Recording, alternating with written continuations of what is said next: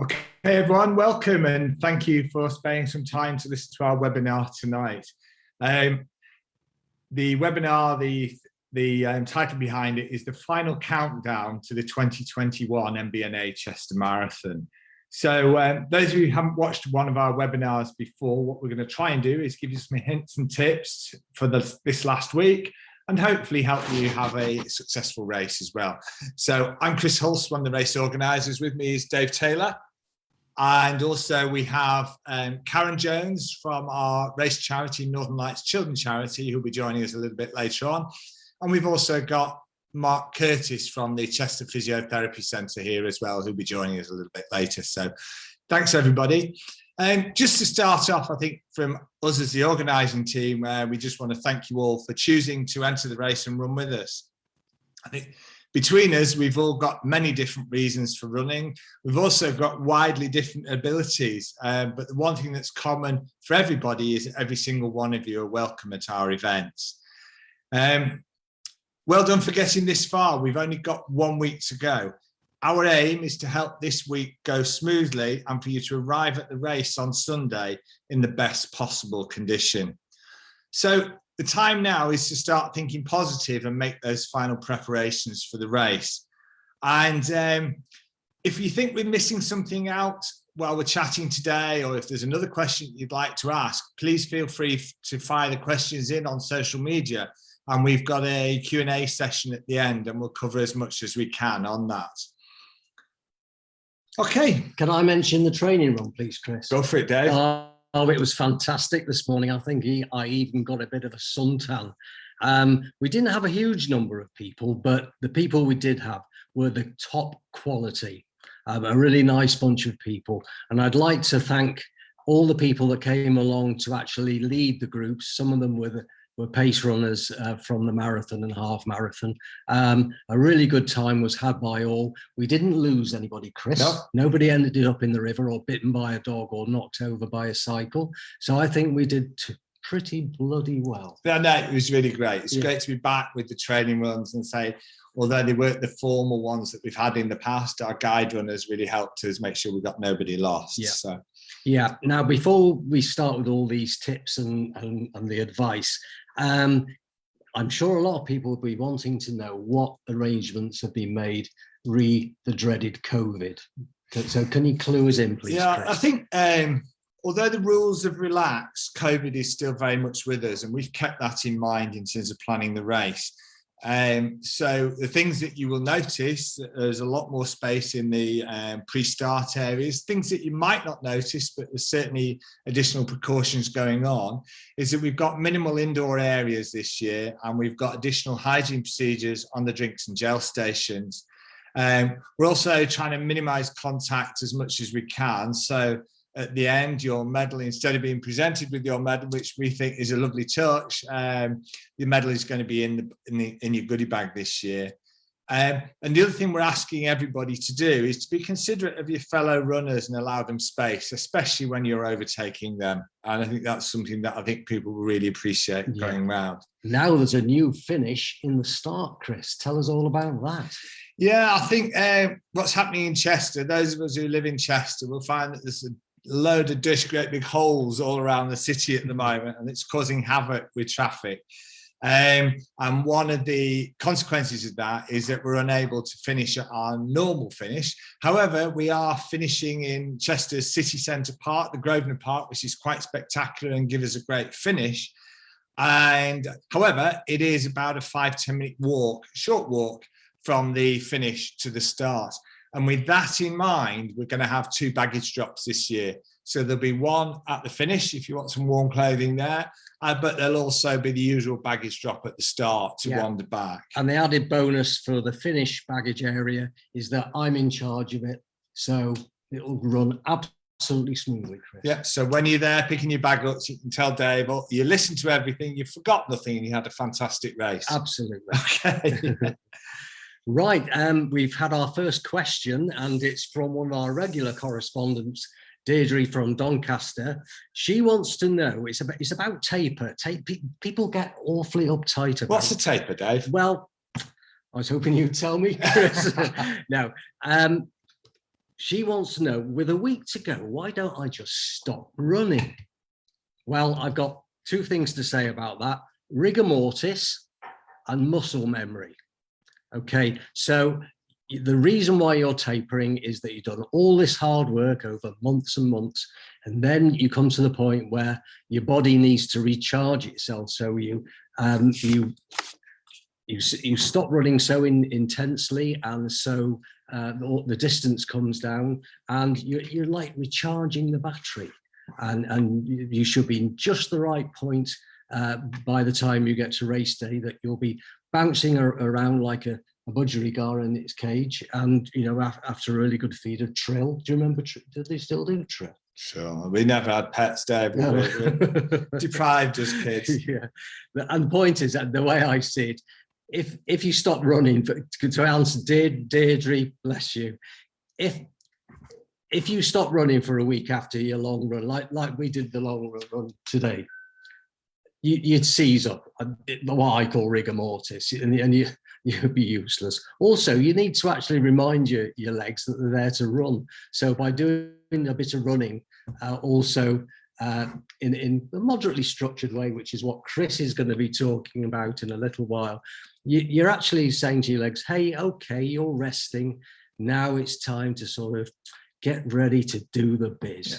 And it helps settle some of the pre-race nerves as well, to do some running, and you're convincing and settling yourself that they're still working. Yeah. So that's good. People do worry that, oh my God, I'm not going to do much for a week and all my fitness will just evaporate away. Well, that won't happen, because if you do too much in this week, you could actually put the kibosh on the perfect race that you're looking for. So be told, trust me, I'm a coach. Yeah. Thanks for that, Dave.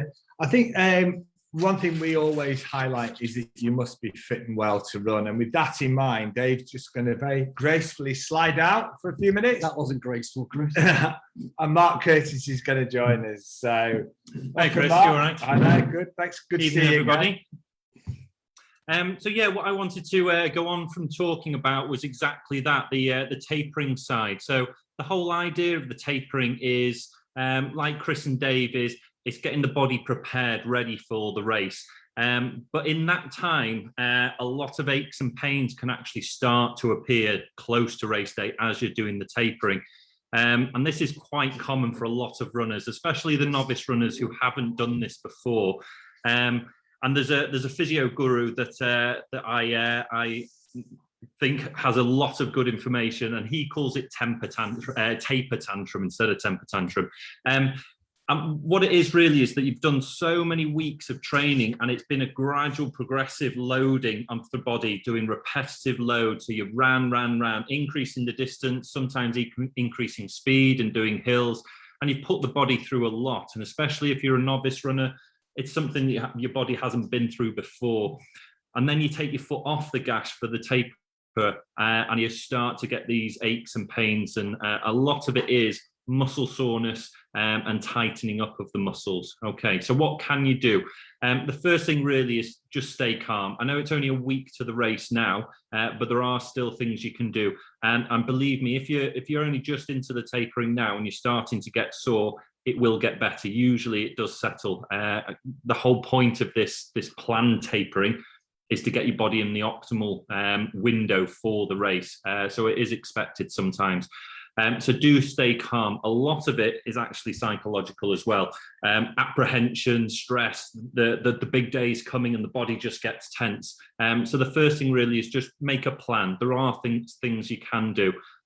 So treat the area. A lot of it is tightness, muscle spasm, muscle soreness. So have a hot bath, Radox, Epsom salts, things like that, and let the muscles relax. Have a massage as well. So look to get a massage therapist to look into it. We've got one at the clinic. There's lots of good ones around Chester, and they'll really help you out if they're an experienced therapist. And foam rollering as well. I think the advice with massage, Mark, now is not do it too close to race day. No. Wednesday or Thursday at the latest, and tell them to go relatively easy on you. Exactly, yeah. If you're going for a deep tissue massage, which can be really helpful, make sure it's a good 48, 72 hours before the race if you're going to do that. Any massage that you do closer to the race wants to be really, really gentle, okay? So foam roller and deep tissue massage and stretches as well, but keep everything gentle. You've tapered the actual running, so taper the treatment as well. Don't go hard with it. Don't try and do strength and conditioning or loads of hard stretches and things. Keep it nice and gentle, all right? But again, the body is recovering and getting prepared, ready for the race. So make sure you get enough sleep. That's when your body's going to recover the best. So make sure you're getting your 8 hours at least, and you're having regular undisturbed sleep if you can, okay? And make sure that the body is refueled. So make sure you're getting enough of your carbohydrates and your proteins in the diet, and the water as well is essential. So make sure that you're having plenty of water, not just on race day and on the actual race, but before it as well. Get your hydration levels stocked up to a high level. Other things that you can do is things like cross training. So like Dave and Chris said, you want to still be running, otherwise you get this rigor mortis and you stiffen up. But if impact is quite sore and it's quite high level exercise running, what about a gentle swim or go for a long walk or a cycle? That can be really helpful as well. And just relax, really. It'll come fine in the day. And when the excitement of race day comes, everything will just fall into place and it'll be fine, I'm sure. If you are really struggling with anything in particular, do seek the advice for a professional like a physiotherapist. Ourselves at Katie Copeland Physio Practice, we can definitely help. And if anyone has any specific questions they want to ask, get onto the messages below, and I'll get back to everyone, or direct message me. I'll put a little comment in the bit so you can definitely get our details, and we can help if we can. Cheers, Mark. That's great. Thanks for that. Looking forward to that. Okie dokie. So we'll move on to some final hints and tips now and things. We've talked about COVID. We've talked about avoiding bugs and what have you. And then one thing I always talk about is the pointy stick at this time. And I think, and now COVID times more than ever, be careful where you're going, how many people you're putting yourself in contact with, and keep your distance, really. And it's sort of, my rule of thumb is a 6-foot stick with a sharp point on it. And if people get too close, just poke them out of the way. There's more subtle ways of doing it, but the pointy stick always works. Just little hints and tips that can really help you have a better run on race day. I think you will probably be running further and possibly at higher effort level than you have done at all in your life up to now, certainly if it's your first marathon. And those of us, when you do your long runs and what have you, you find, ouch, I've had a bleeding toe or what have you, you've forgot to cut your toenails. So really today, shower, warm bath, cut your toenails, not too short, but just so you've got no sharp edges on them. And you'd have a couple of runs during the week just to make sure they're okay. You certainly don't want red shoes on Sunday. So that's a good thing to be doing at the moment. The race information booklet is a little bit delayed this year because we only had the half marathon last week, but that will be emailed out and it'll be online by tomorrow at the latest. So when you sat there worrying or want something to do, there's a massive amount of information in there. And hopefully that will settle most people's minds at rest. And in fact, we're going to conduct random tests at the start line to make sure they've actually read it. Oh, right. We're not COVID testing as people enter. So there's a Q&A. Well. There's a Q&A before you're allowed into the race course and start. Yeah. Do you know the rules? Yeah. Okay. So sort of just moving back to training, Dave mentioned earlier, talking about what to do this week. And it's all about settling your nerves, reminding your legs what they're there to do, but reducing the distance and reducing the intensity. So I think what I would say to most people is this week, Tuesday and Thursday are plenty. On Tuesday, try your race kit, your race shoes, just try that on, make sure it's all comfortable. I'd do 1 mile warm up, maybe 2 miles at your target race pace and 1 mile cool down. So that's a total of 4 miles. Again, it's enough to get you into the run, feel good, but not enough to tire you.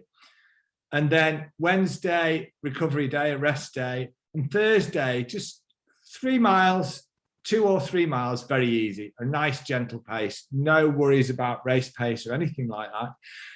But certainly, and then Friday and potentially Saturday as a rest day as well. However, if you are looking for setting a faster time than you've done before, you're looking to be beating a previous PB or setting a new PB, and you've done some speed work in your training, a good thing to do on the Saturday is a mile, do about a mile, and within that, put 4 or 5 100-meter accelerations once you've warmed up a little bit. And that's just gently increasing your speed over 100 meters. So by the end of the 100 meters, you're going pretty much flat out. You then walk for half a minute and do that again.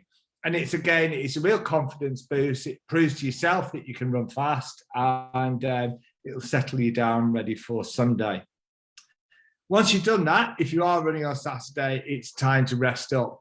And one thing we do know is a lot of you will be coming actually and staying over in Chester. You won't actually know the city that well.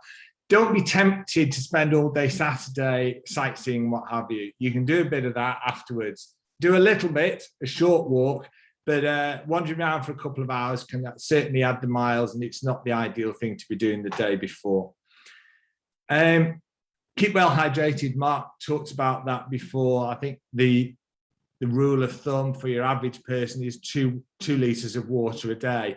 And certainly, I think a sign of whether you're properly hydrated is when you go for a pee. If your pee is a pale straw colour, you're about right.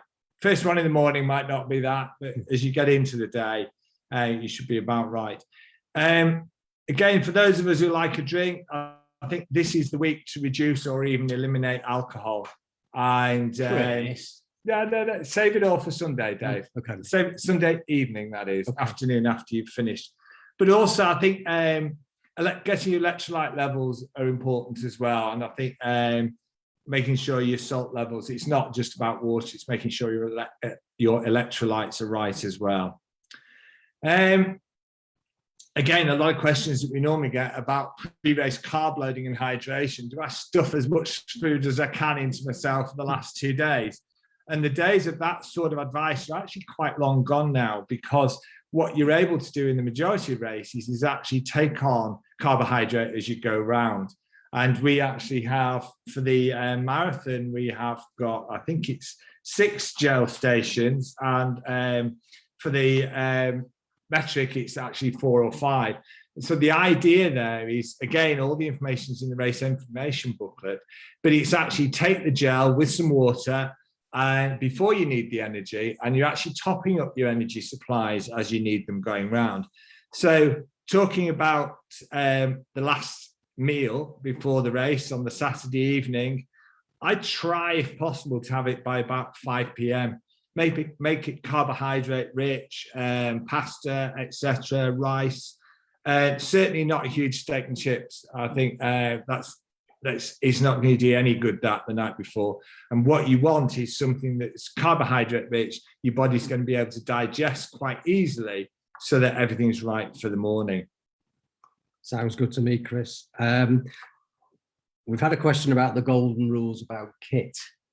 I had a great chat with a guy called Simon in the half marathon last weekend. Hi Simon, I hope you're listening and you're okay. We talked about t-shirt versus vest. I know I've mentioned this before in previous broadcasts, but I'm bringing it up again. I'm a firm advocate of vests in a race, because you're getting really, really hot, unless it's in the depths of winter, of course, and it helps you manage the heat.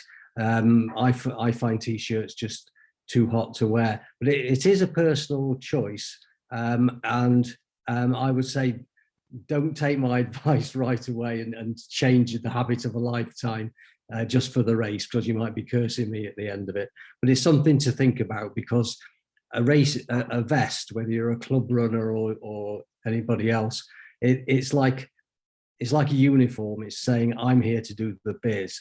I'm here to do some serious running. I'm not just training. And when you put that vest on, that creates that mindset. So something to think about, maybe more for after this marathon and going forward? Yeah, I think, but again, Dave has a fantastic, sleek, slim body. Not all of us have that. So I tend to think I look better in a t-shirt.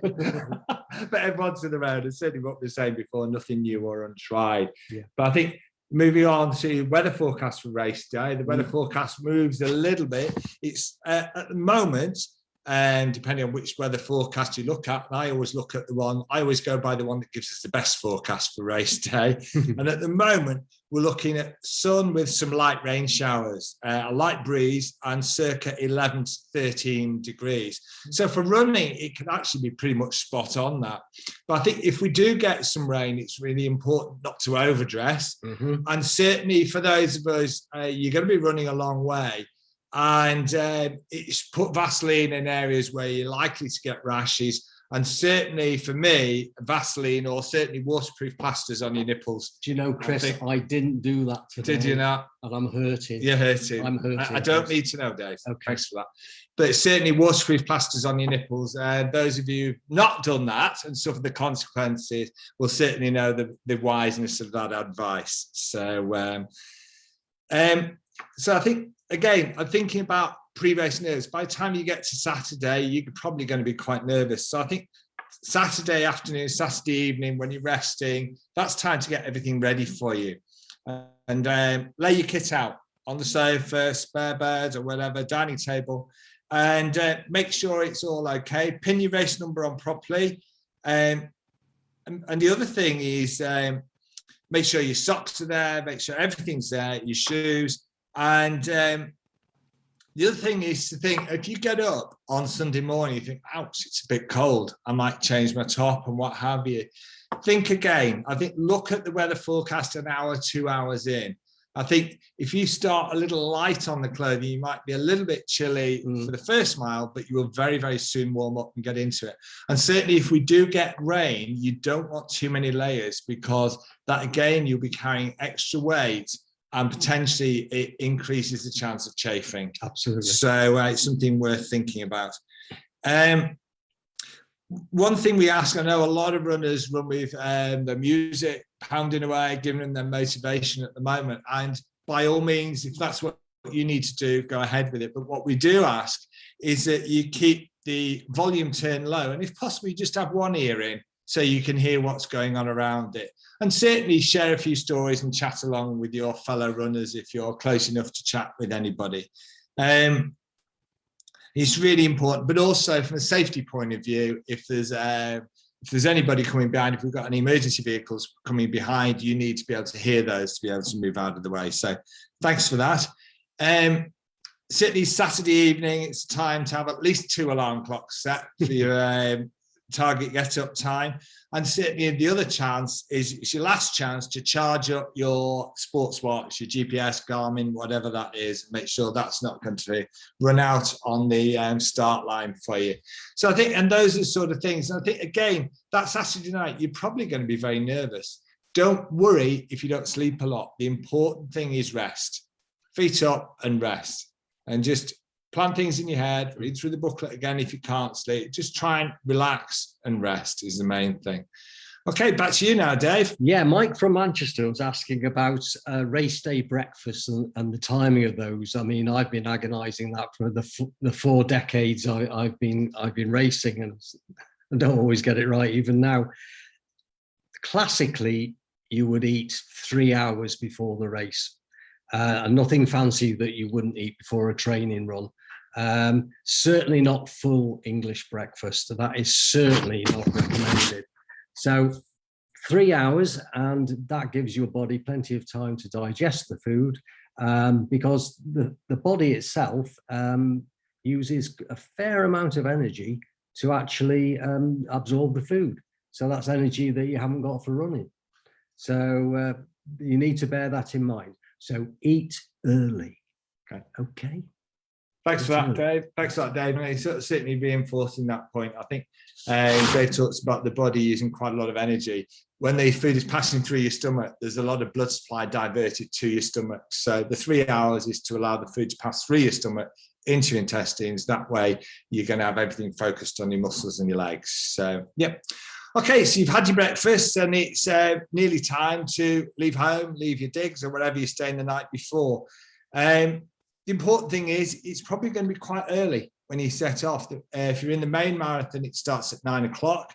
So it's going to be chillier when you get to the start at the Chester Racecourse than it is when you start running. So I always have some tatty old clothes that I can wear. Don't worry, they don't go in the bin. They all go into recycling. And they look very nice, actually, Chris. This is my tatty old clothes. Actually, looking at tatty old clothes, someone's saying, we've had a question from somebody about is this the race shirt? This is actually our 2019 race shirt. And this is actually 2011. Yeah, Dave's vintage. Like you, Dave.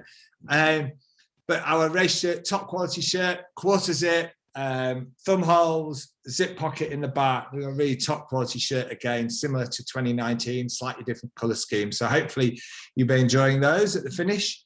So we're talking about warm clothing. It's really, really important to arrive in plenty of time.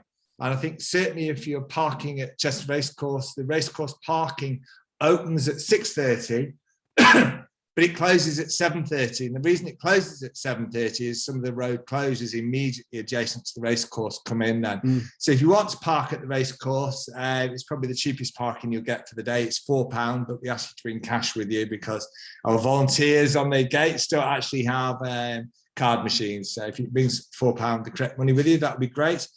And you'll be parking on the centre course, and that's the best position. You can relax in your car, then you know you're there in time. You can find the Portaloos, you can make your first trip to the loos, go back to your car again, and just be able to relax.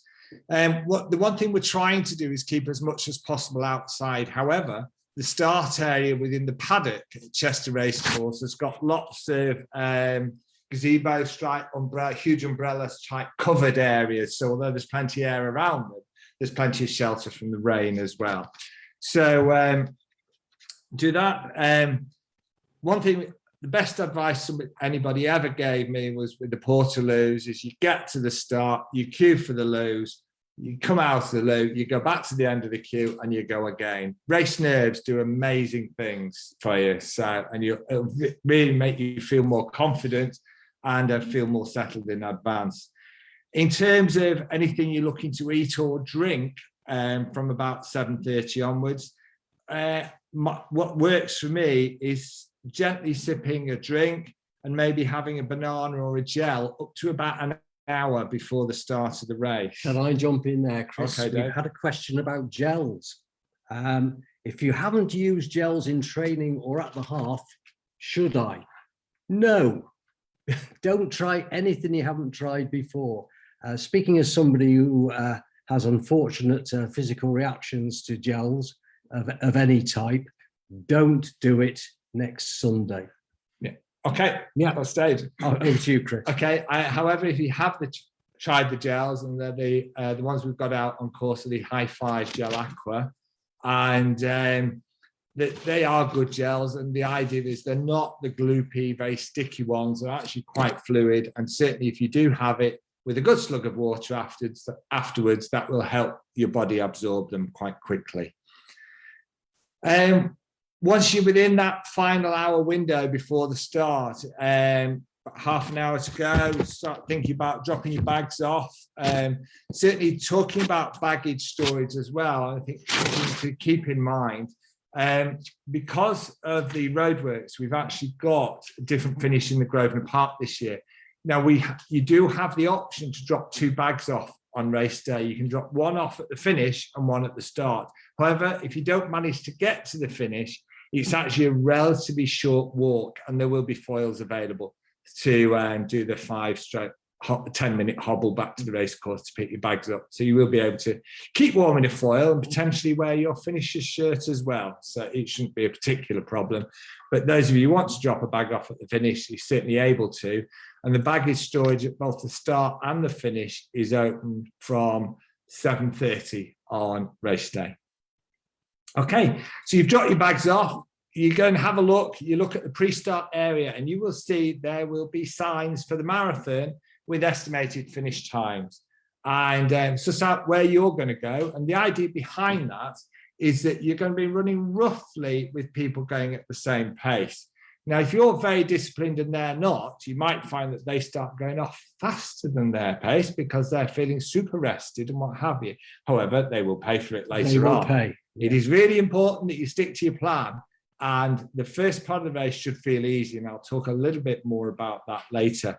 So you're talking about, you've dropped your bags off, you've sussed out your start area. Then is your last chance to go to your final loo break. There's about 100 loos there, so there should be plenty. The queues shouldn't be too long. And once you've been for your final trip to the loos, it's then chance to get into the start area and just start settling your mind.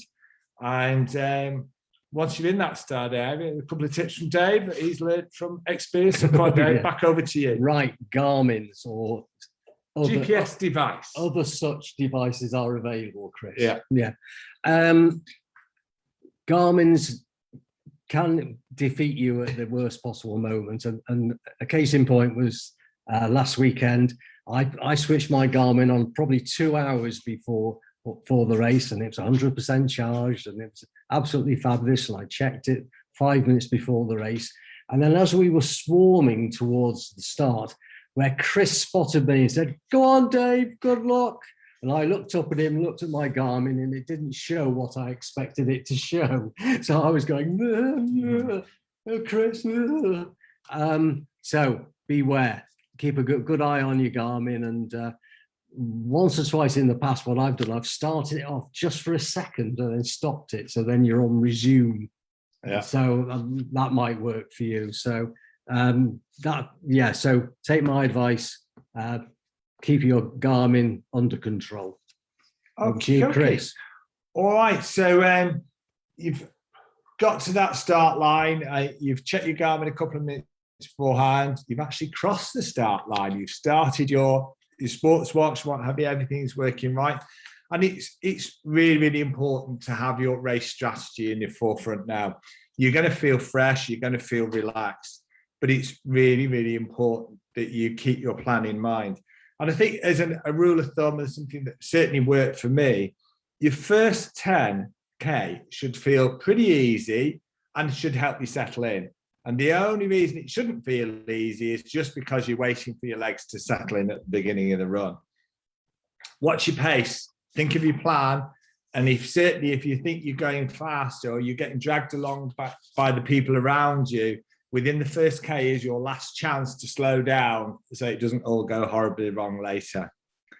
The second 10K, you should be feeling really good. You're settled in now, everything's working as it should.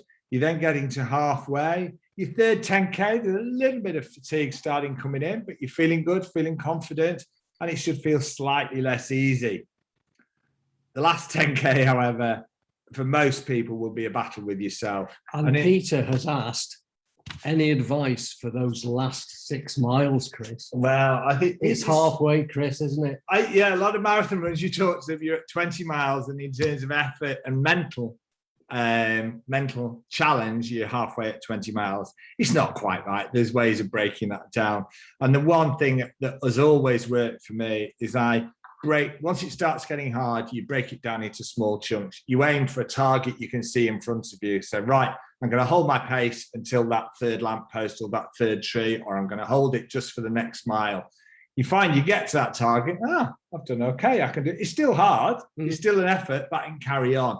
So you go for the next chunk, hold that pace, hold that effort for the next chunk. And then you're just doing it a little bit at a time, you're not looking at the whole distance. So I think that's a really good strategy, really. I don't think of the whole distance to go, just think of a little bit at the time. Yeah. Now, hills strategy, Chris. People ask about what the best technique is of getting when you're encountering hills, especially on a marathon. Well, you shorten your stride and you maintain the effort level, but not the speed.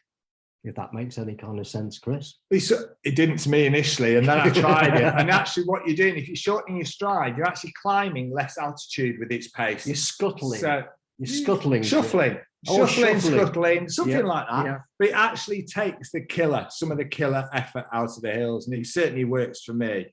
And for those guys at the front, you'll see them go striding up like it's just no effort at all. I hate them, Chris. Well, I envy them. But certainly for us mere mortals, it's a case of just taking it, and if you're slowing down a little bit, you're actually over the amount of the climb, you're actually only going to lose a few seconds, so don't worry about it. The important thing is to keep going and keep that effort level the same, but not necessarily your pace. Because it's all about pace. Yeah, absolutely. And just moving back to the route, and I think the route is largely flat. There are some undulations, and there are more undulations in the second half of the marathon and the second half of the metric. So keep that in mind, and that's important in terms of when you're holding your pace, you're sort of making sure you're not expending all that energy earlier.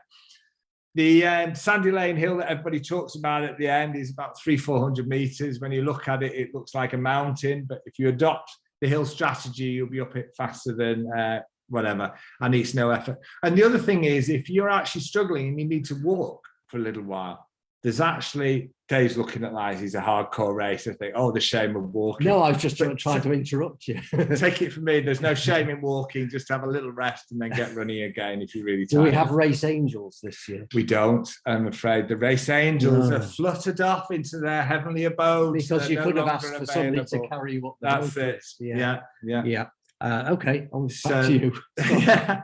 So I think looking at that, so it's keep that in mind. I think certainly early on, you're going to have the city and you're going through the walls, all the support within the city and plenty to keep you occupied.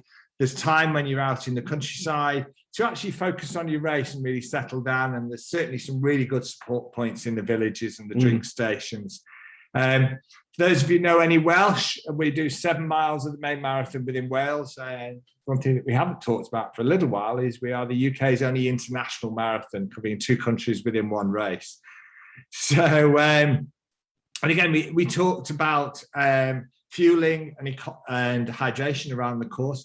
The water stations are every 2 to 3 miles. We've got 9 for the marathon and 6 for the metric marathon. So there's plenty to go there. And what we do ask you, they are sports cap waters, so you can easily pop the sports cap down. You can run with them a little bit. You don't have to take the whole thing at once and give yourself stomach cramps. But what we do ask, if you're actually carrying it after the bins at the side of the road, either if you could drop it at the side of the road, don't sling it into the field because our cleanup teams can't pick them up, or if you can hang on to it to the next drink station or mile marker and drop it there, and it's an obvious place for our teams to pick it up. Chris, that reminds me about something. Gel wrappers. Now, we had problems in the Chester half. I saw lots of people who had dumped gel wrappers on the road in Mollington, which is a terrible shame. It's very frustrating. Can you please observe the rules with regard to litter in the marathon?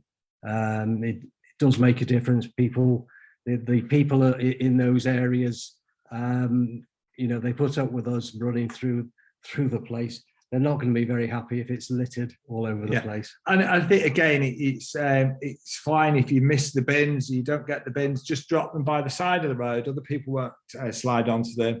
And again, just thinking, again, in terms of recycling, what have you, the gel wrappers are all going into a special gel recycling scheme from the supplier. And also the bottles are actually going into a closed loop recycling scheme into new plastic bottles. Brilliant. We feel bottles are better than cups, because with a cup, certainly when I'm running, it goes everywhere, and on a long race I need more than a couple of mouthfuls at the drink station. So we feel for the safety and hydration needs, it's certainly better to have bottles.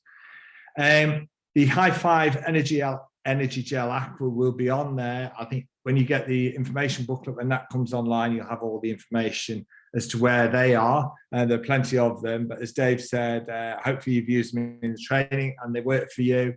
If you've got a rock solid constitution, then maybe give one a try early on. But if you've got a bit of a delicate constitution, then certainly don't try anything. So I can't. Yeah. Okay, Dave. He's still around here, though. Dave's been saying he's 21 plus VAT for about the last 50 years, but he's looking good off the back of it. So, so we talked really about the race, and it's talking about why we run now. And I think I got into running through setting myself a challenge, a personal challenge. And what I wanted to do as part of that and to motivate me was to actually raise money for a charity that was close to my heart. And we know that roughly 20-25% of you who will be running next Sunday will be raising money for your charities, and that's brilliant. And I think with that in mind, what I'll do is we'll hand over now to Karen Jones, who's chairman of a local children's charity, which is local to us. Karen will talk to you about that.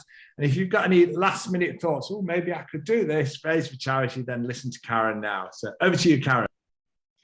Thanks, guys. Thanks for inviting me tonight. So I'm Karen from Northern Lights Children's Charity. We take children with life-limiting illnesses to Lapland to meet Father Christmas. So children from the age of 6 to 10 who are suffering with a life-limiting illness. We've been doing that since 1987, and as Chris says, we're a local charity. We're based here on the Wirral. We take children from North Wales all the way through to the Lake District, mostly pulled from Alderhay Children's Hospital and the local hospitals around the area. It's been a difficult time for all charities for the last 18 months or so, and nobody needs to, you know, we've all suffered, we've all struggled. Charities very much need dusting off now, we need moving on, and we're very grateful that we are the nominated charity for the Chester Marathons, as we were for the half marathon last weekend.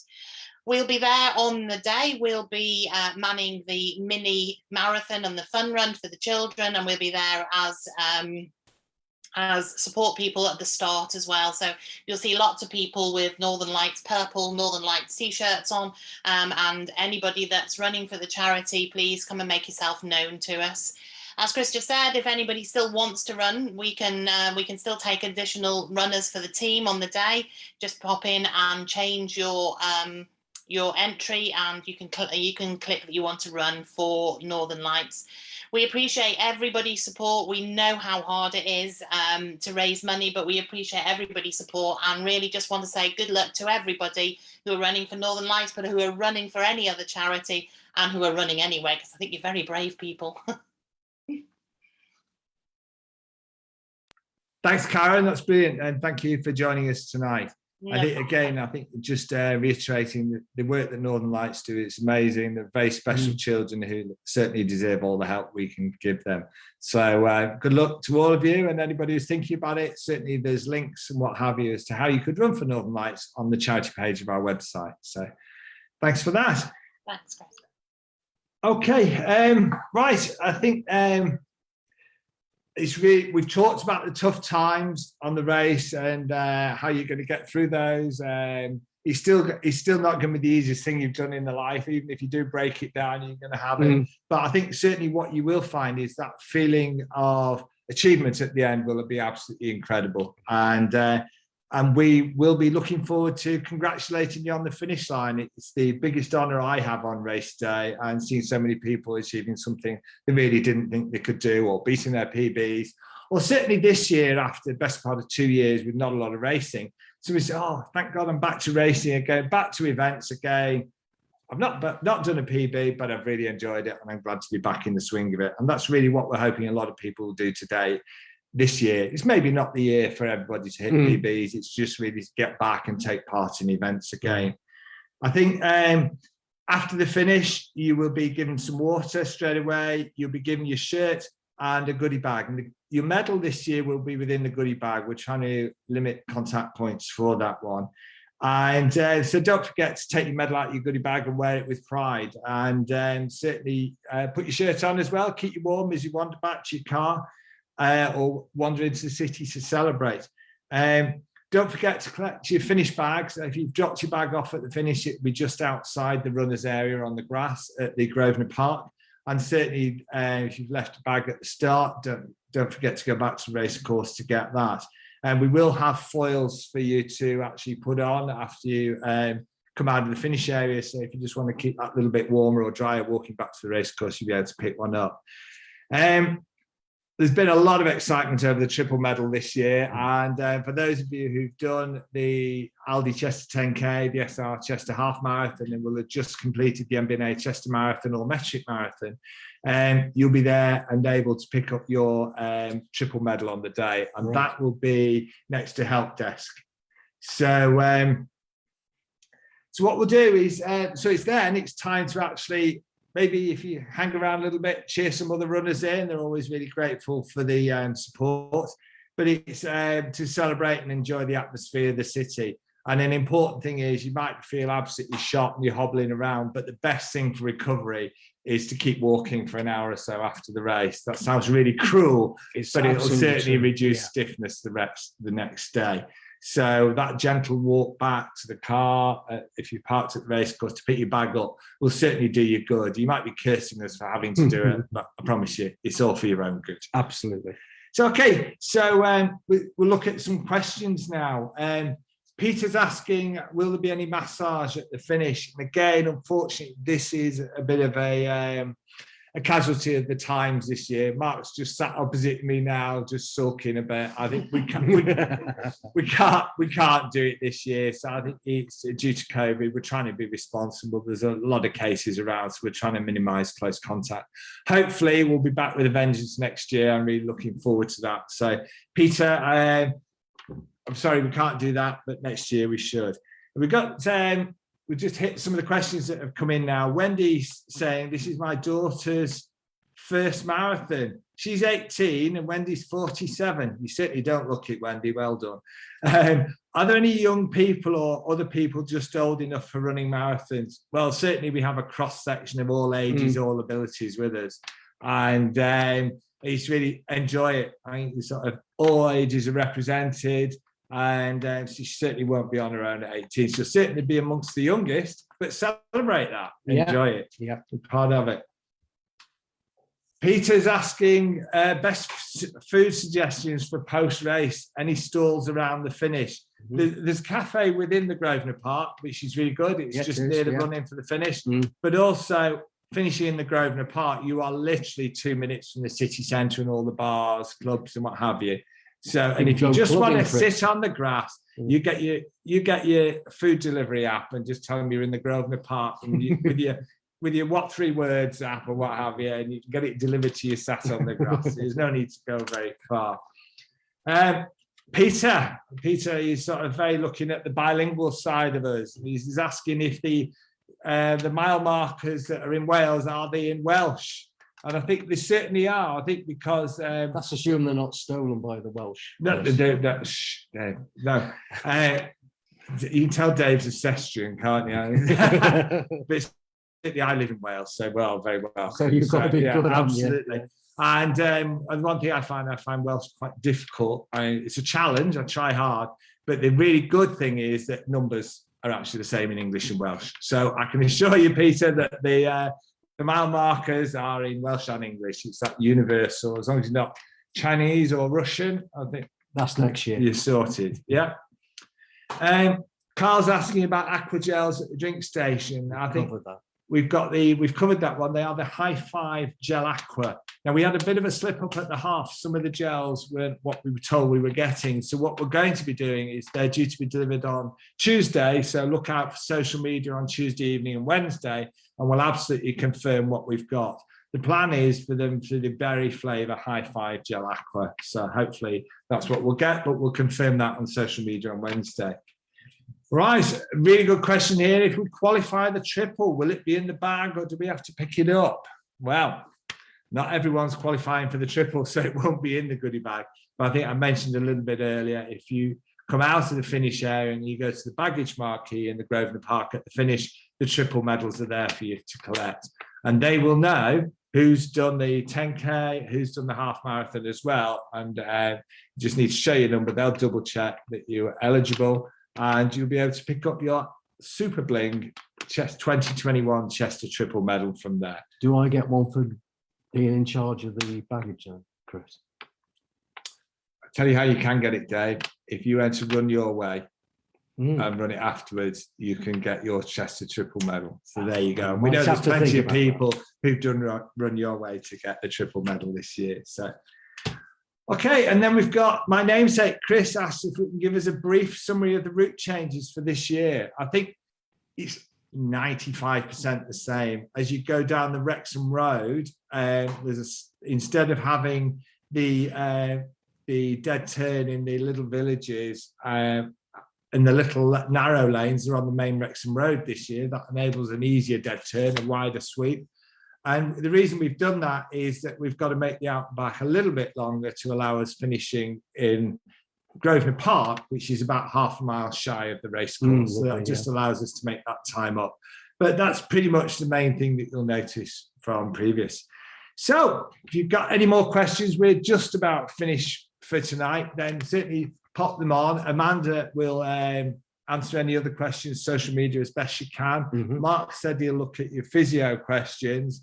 And after that, really, we're looking forward to seeing you all on Sunday. So have a safe week, enjoy your training, relax, and come ready with a smile on your face. I think sometimes people at the finish say it's a grimace, not a smile. I'm an optimist, so I see everyone's grimaces as a smile at the finish. So we look forward to seeing you there. Hopefully enjoy the run, and certainly bask in your achievement afterwards, whether some of the pain has worn off. And we really hope you have a safe and enjoyable run, and look forward to seeing you on Sunday. So Yeah, thanks for that. That's bye from me. And bye from me. Cheers, everyone. Thanks very much. All the best.